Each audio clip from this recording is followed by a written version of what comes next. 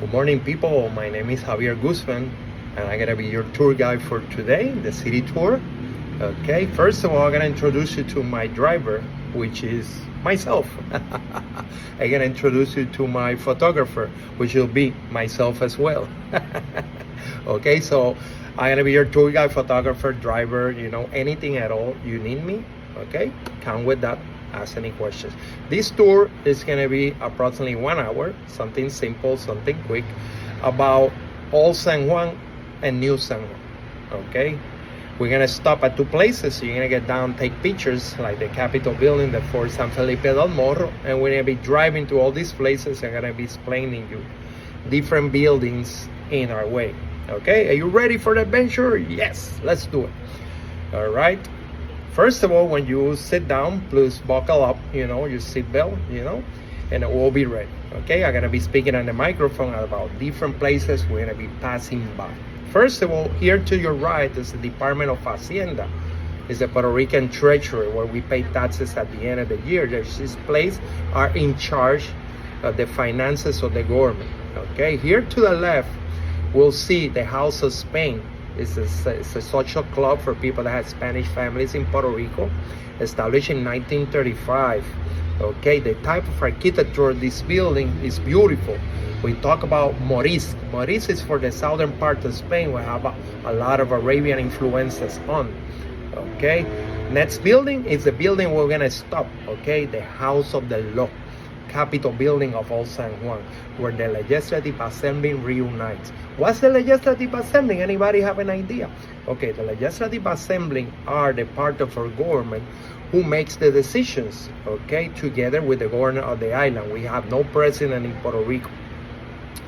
Okay, we have 21 senators and 54 representatives. Those buildings on the side of the main building are the ones for the Senate and the House of Representatives. Okay. These people reunite their 21 senators, 54 representatives, discussing taxes, laws, everything's going on the island. To any project to be approved and be active have to be signed by the governor of Puerto Rico, okay?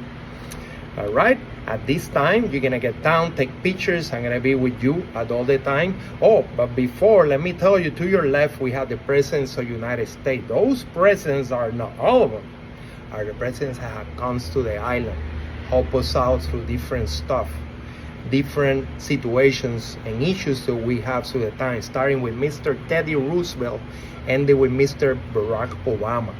Okay, they're here at the left side. Okay, now when you come out, I'm gonna explain you a couple more different things. Okay, here look at really well to the main building. The type of architecture of this building is classical revival based on Roman, supposed to give you the idea of the modern democracy. 21 styles of marble from different parts of the world. Okay, the white one that you see right in the front part of the building is for US Georgia, and the other one for Europe are inside. If you look at that beautiful cupola that you see under repair right now with all the scaffolds around, that beautiful cupola, if you look at from the inside up, have 4 million pieces of mosaic all together with the 4 more important stages of Puerto Rican history.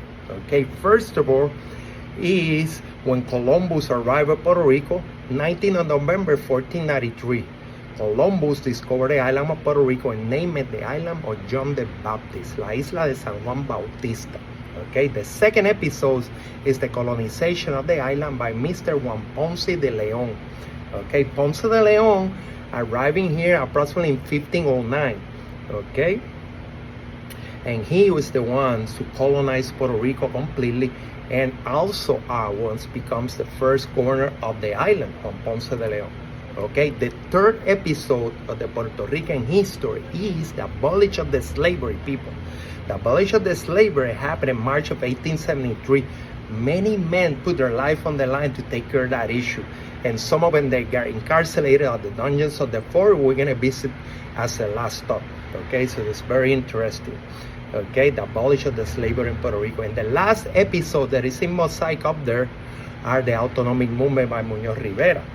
Okay, Muñoz Rivera is the father of Muñoz Marin, who was the first Puerto Rican governor elected. Okay, Is the father of the Puerto Rican Constitution. So Muñoz Rivera was the one to plan the autonomic movement. Okay, what happened with the autonomic movement? The autonomic movement was make Puerto Rico the sovereignty from Spain. Okay, and it was working on that in the courts of Spain and different stuff. So what happens? You know what I mean? The Hispano-American War started in 1898.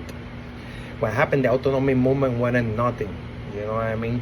So that's what happens with the autonomic movement, and went in nothing. But that's in there in those mosaics by Luis Muñoz Rivera. Okay. Also, we have La Rotonda inside this beautiful building. La Rotonda have all the Constitution paper by paper, the original ones. Okay, you can be able to see that if you enter the building. Today, at this time, we don't have entrance to the building because different situations have been happening with the government. Elections are coming, so we're gonna take pictures in the surrounding areas. Okay, please walk your steps. You know, very careful when you exit the bus, and I'm gonna be outside with you for pictures. Okay, let's do it. All right, now that you're back in the bus again, now we're gonna go to our other destination. All right, let's do it. All right, now we're driving to the park, Luis Muñoz Rivera Park. Okay, I always tell the people this is our central park. Luis Muñoz Rivera Park is 19 acres of land. It's not as big as Central Park in New York, but you know, it's the biggest park here at Old San Juan. Okay, and the most important part of the park are the trees. We have trails to walk around with the family.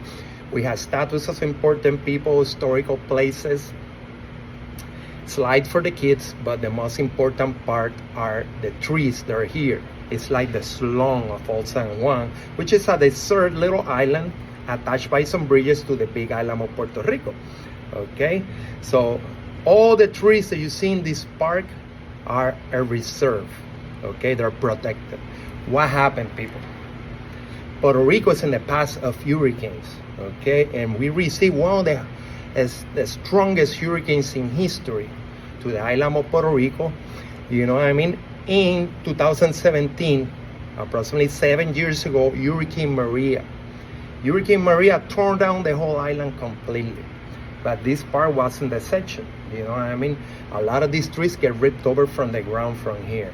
Okay, look at that one. It fell right here in the middle. I'm gonna tell you a story. You know, Hurricane Maria, I cannot tell you it was the worst hurricane in the history of Puerto Rico. It was one of the strongest and one of the worst. You know why? Because entered by the eastern side of the island, 10 miles per hour, and exit by the northwest part of the island, you know. So we're talking about 24 hours of hitting winds without stopping. I was strong. My dad, you know, he rests in peace. He was living out the country back at that time in his house, you know what I mean? He put wood in his windows. But what happened, you know, when those strong winds start coming, you know, he start blowing those windows all the way from outside to inside part of the house. So my dad had to run with his dog to his bathroom. He would stay there at his bathroom at his house approximately 24 hours. You know, that was really, really strong, you know, for him. Without food, without water, he cannot move from there. The hurricane came all the way inside to his house. That was heavy. All right.